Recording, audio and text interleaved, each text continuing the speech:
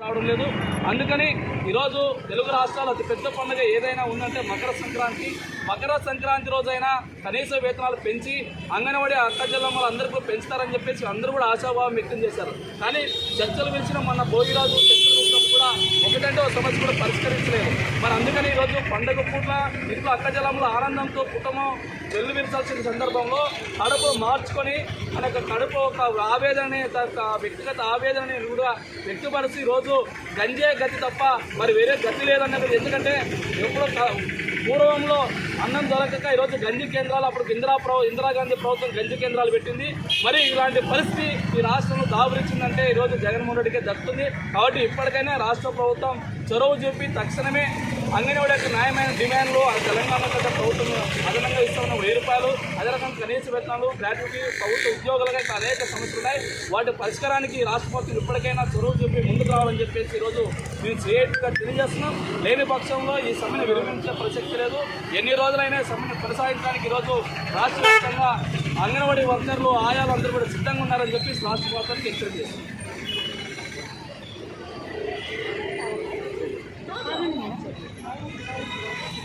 రోజు గంజే కట్టేనా, కనుమ రోజు గంజే కట్టేనా, సిగ్గు సిగ్గు జగన్,